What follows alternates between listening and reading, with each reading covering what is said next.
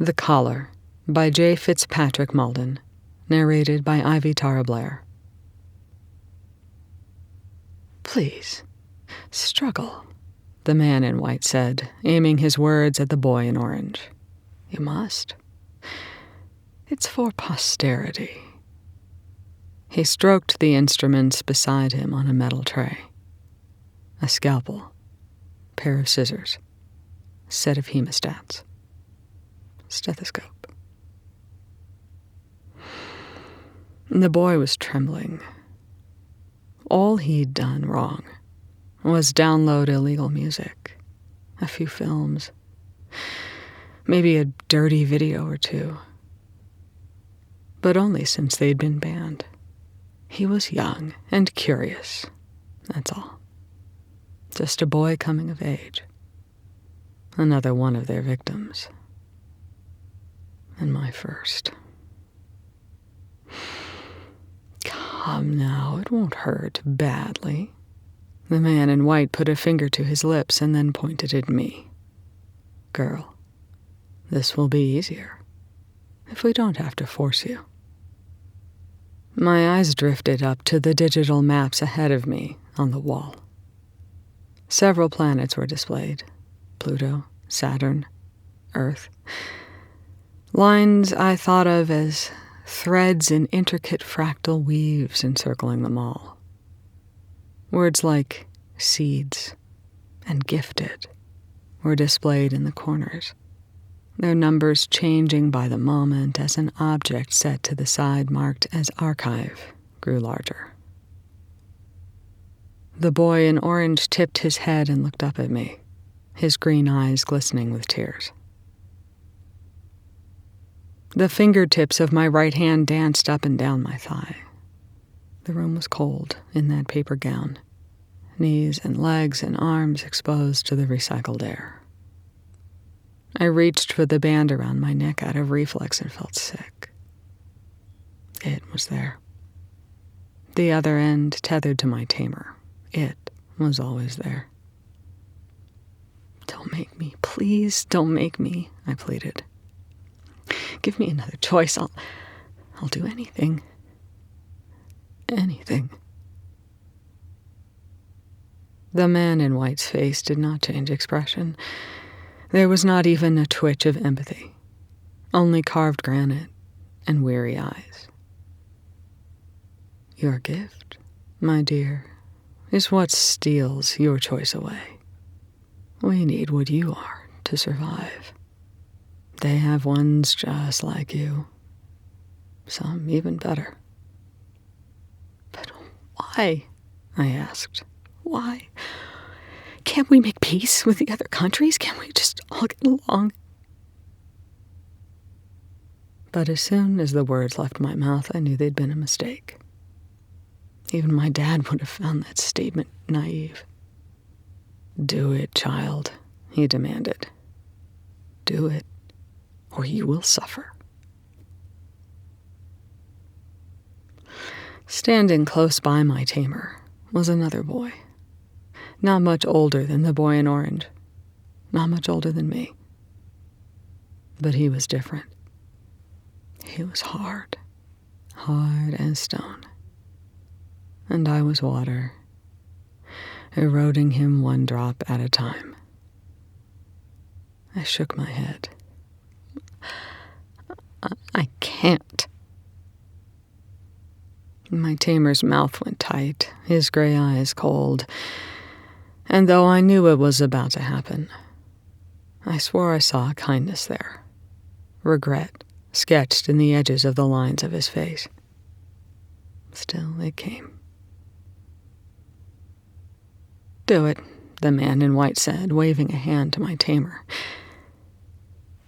Pain is a concept people only think they understand. The boy in orange had known pain before coming here, I was sure of it. He'd been beaten, thrown on a bus, malnourished and insulted. It was possible he'd been abused in ways we don't speak of.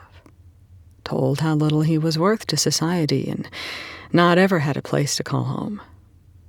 Those pains were all real, all legitimate. But the boy in orange's pain was a 5-year-old's doodle on the back of a lunch menu, whereas mine was a Van Gogh, a work of art. Wild, yet organized, bright and colorful, thousands of strokes of oil, texture, and impasto, a masterpiece of agony and suffering. My tamer tapped his wrist and used it. Colors washed before my eyes, flowing through my mind and into every nerve of my body. Yellow, like the crack of a broken femur. Red, the cutting of flesh and dread over its depth, burning away of nerves and healing of wounds. Blue, silent and gasping, desperate for air. Green, decaying and mad. Purple, twisting and clawing, dragging and peeling. And the worst of all, white. The antagonist. The very nemesis of pleasure itself. It was all I could do to keep my hands from my throat. Tears would have been welcome, but it did not allow me to cry.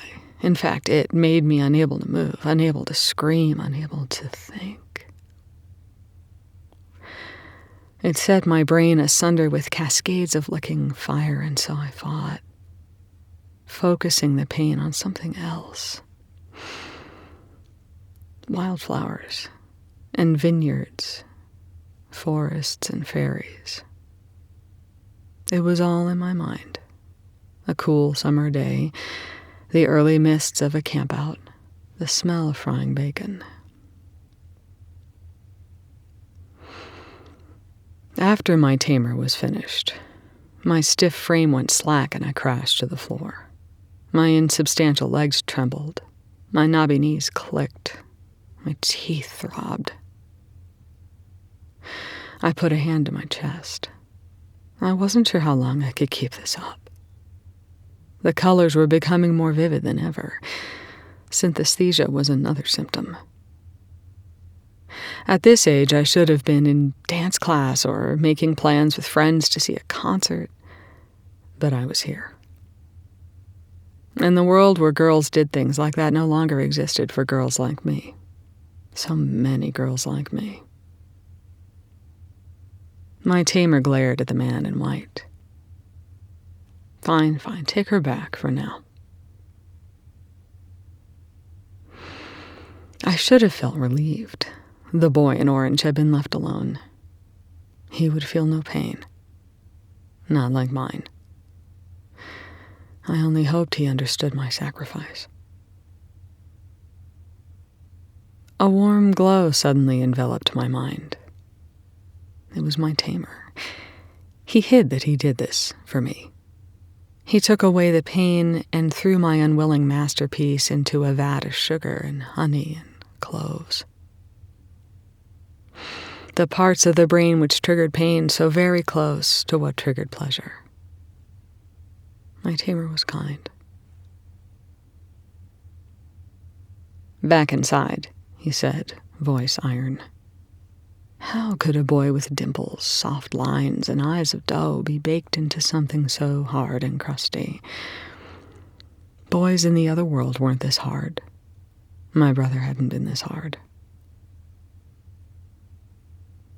I scampered through a barrier of wild, shimmering color and into my concrete block, back aching from stooping over. The door closed with a quiet, mountainous click, and color faded from around the opening. The room was nothing but an apathetic gray. The only different tones left were swimming in my own head. My hand brushed the right side of my head. Prickling bits of stubble remained just above the ear. Then I ran my fingers through the hair on the left side of my head and smiled. They'd let me keep that side long. The hair I'd grown when I was still with my family. When I was happy. I sat on the stone bench and gathered up my blanket. It had always been cold in here. I used my fingers to comb the long strip of blonde. My mother used to do this. It made me sleep more easily when I couldn't stop thinking, when my mind spun round and round like a dervish. It made the demons in the shadows flee, just like my tamer did after I refused. But my mother's comfort was better, different. Mother was part of my soul, an intertwined thread which wound its way through my heart. I stopped. She was gone. I was gone. My father, with his strong arms and sympathetic eyes, gone. My brother, gone. Sister, gone. I remembered that our house had a soul, alive with those who lived in it. But the cold walls of my box had nothing but apathy. These walls looked the other way while girls like me were forced to stay here by the man in white, forced to do things they did not believe in, things they did not understand. I reached for my neck, tugging, shaking. It did not move. It never moved. It made doing anything impossible, made sleeping difficult, breathing strenuous. I tugged one last time and gave up. My chicken fingers were no match for titanium. I hugged my knees and rocked for a while, thinking of a way out. I was too big to fit in the drain, too dense to slide through the window, too soft to break down the walls. There was no way out. No way out. I rolled the blanket around me and laid down on the stone slab, skin prickling. This was all in my mind, all in my mind. All I had to do was turn back time. As I stroked the golden strands of my hair, I let my mind wander and left this place far behind. I was at home.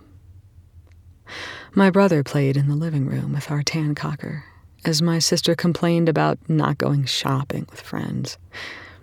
Mom was in the kitchen making spaghetti, while Dad was out back cutting the lawn. I ate crackers with peanut butter and drank milk from a short glass, sitting on the staircase, dreaming of going back to the mountains. I was in a green field of colorful flowers, riding a mighty steed. My golden hair flowed behind me like a banner on the wind. A staff of power thrummed in my hands. A white dragon came down from the infinite blue and scoured the land with a strip of fire. I raised my staff, and a bar of rainbow light crashed into the beast. I did not need a prince to rescue me. I was on the swings. A boy with brown curls and pretty wrists looked at me. It made worms of cinnamon and ginger wriggle around in my stomach. I went into the jungle gym and he pushed me down. He told me that girls were gross, but yet he wouldn't stop looking at me, wouldn't stop fidgeting. All I wanted to do was smile at him. All in my mind. Days were always the same. The women in blue were not kind. They did not smell of honey or cake like my tamer. They shouted at me, forced me into a damp, open room, body bare, flesh itching with shame. But I was not alone in there, though I might have been in my own head. Other girls were there, and the man in white, he had to be, standing hidden among the luminous corners of the showers, leering at us, seeking pleasure in the dismantling of our humanity. They scrubbed us till our skin felt raw, turned pink and dry. They covered us in soaps and oils, shaved our legs in forbidden places, scoured us in white-hot water, and froze us in a purple cold rinse. I used to meet eyes with the other girls, but all it did was make me feel yellow with anticipation. Our connections, made through those brief glances, would only later be snapped in half. There were always new girls. "Let's go, you freak of nature," the woman in blue would tell me, grasping my arms so hard they would bruise. They led me into the hallway, my naked body dripping water onto the floor, my precious strip of hair sticking to my jaw and neck. 1,000 tears I could not shed. 1,000 times I wished I was dead were left beneath me in my passing. They were not kind, like my tamer. This happened every day. I slept, tried to remove it. The women came and washed me. I fought not to make eye contact, came back to my box and waited. My tamer would arrive and I would feel better, till he led me to the boy in orange. The man in white would say his words and I would resist. My tamer would follow the man in white's orders and I would experience the pain. The colors became brighter and brighter. On good days, I passed out. My tamer would comfort me and put me back in my box. For 7 times 3 it went on. "Please," my tamer said one day, pleading, "do what he asks." He took a deep breath and his iron eyes fixed on my lips. Something made my heart lurch, my legs wobble. I turned my head and went back into the box. I finally understood. The man in white held his leash, too. My tamer was just like me. But instead, he had a chain he could not see, a chain he did not wear. That was why he was kind. He did not hurt because he wanted to. He comforted because he wanted to.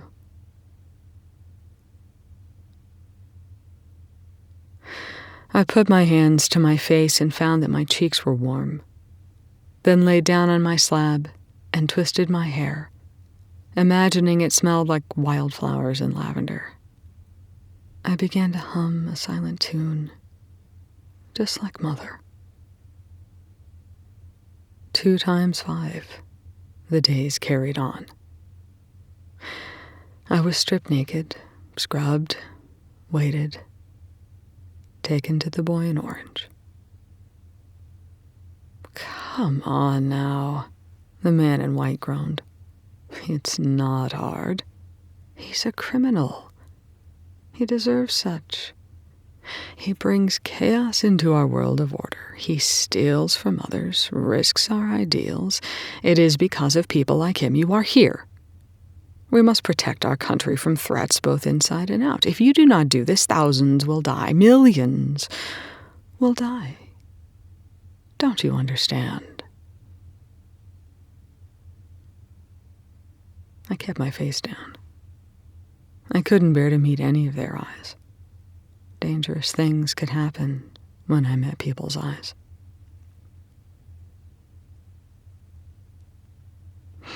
The man in white turned a pair of scissors over in his hand. He approached the boy in orange, running their sharp tip over the boy's throat and across his Adam's apple. The boy began to gush sour sweat.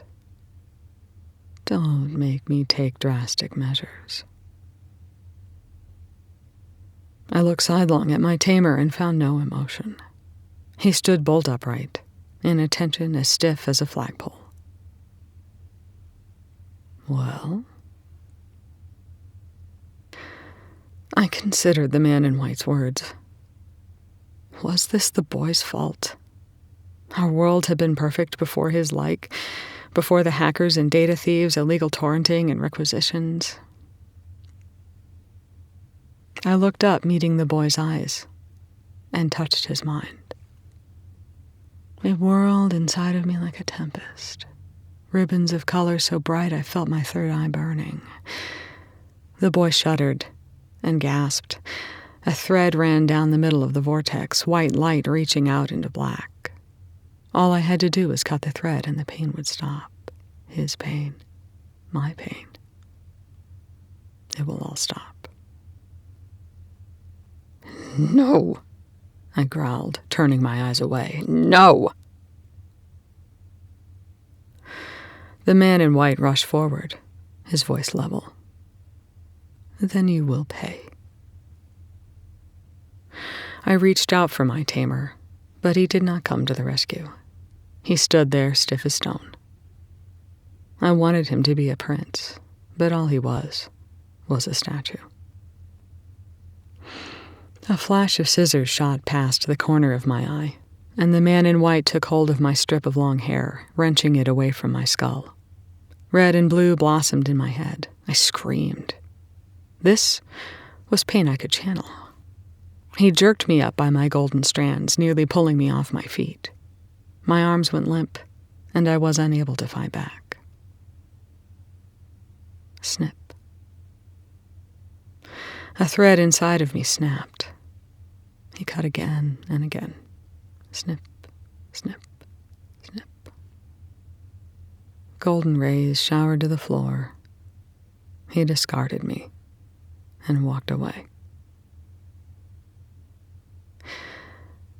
The hair I'd grown with my family at home in happiness and in peace had been cut away. It was all I had left of them, and he had taken it away from me. I wanted to gather up what remained, but he pushed me away with a foot. Take her back to her box, he hissed, sounding drawn, stretched thin. I glanced up at him, and for an instant I swore I saw moisture in his eyes. But it didn't matter. My tamer led me out of the room. My family was gone. I was alone, never to be rescued, never to feel safe again. As I limped back to my box, I hoped the fork from mealtime was still there. Maybe I could open my veins with it, and the pain. We reached the box, and my tamer opened the door. He touched his bracelet, and I felt the pressure release in my head. He closed the door and left me alone. My emotions rose from the aquifers of anguish deep inside my heart, gushing forth in a river pressing against my eyes, the long-held dam crumbling. My body trembled under the weight, breaths impossible to catch. My lips quivered, and I moaned. The rainbow colors of iron pain woven into my heart melted into a fountain of bittersweet, salty tears. He was a prince after all. He had let me cry. Finish this, the man in white said, and I refused. Then there is nothing left to do. He turned to my tamer and nodded. We gave you the chance. An unreadable expression flashed on my tamer's face. I had to remind myself he was being forced. He did not want this. He reached into my mind using it, and I lost all control. My gaze snapped to the boy in orange, and I felt compelled to act. I reached effortlessly into his heart, swirling of life and emotion and freedom, and clipped the thread. The boy fell limp to the ground, and a wash of blue-green came over my mind. I shouted, throwing my hands out. I didn't want to. I didn't mean to. I clutched myself in a vain attempt to find comfort. The man in white sighed and waved us off. You had to, my tamer told me, taking me back to the cold box. We all do what we have to. He opened the door and sat down beside me, gazing into the lingering pain of my eyes. Warmth and sunlight filled me, a sense of bliss and guilt in equal, excruciating measures. Then, at great risk for his own safety, he told me why we did this, why the seeds had been planted on our world, and of who the true enemy was. The archive. We were not at war with other men. In fact, the other nations of Earth told the same lies to their own people, propagated false reports to invent conflicts between us that never really happened. We were at war with something so far beyond what we could easily comprehend, something who had not just empowered us, but also created us. Something that did not understand morality, only slavery, only knowledge. And they would come to harvest their seeds. We would be part of their archive, and thus no longer human, no longer having choice. This alone would wipe us out just like many others. But when he was done telling me the truth, he did not let me cry. He needed me to be hard. I felt the stubble on my bald head, and all I wanted was my life back, my family, my freedom. And I knew he wanted the same, but it could never be spoken, never. It was logical, what he told me, cold and dark as it was. The only way for us to survive what was coming, and what had come before. Perhaps it was truly necessary. We had to use the enemy's weapons against them. But I didn't care. It only made me angrier. I was not my own person. I was a slave. And more times than I'd like to admit, I'd considered killing myself in order to see my freedom again. Ridding the world of my mistakes and shortfallings. But never once, in all that time, no matter how someone had wronged me, had I considered killing someone else. But there was one thought in my little head now. One choice I could make. If I was careful for long enough, I will see the man in white burn.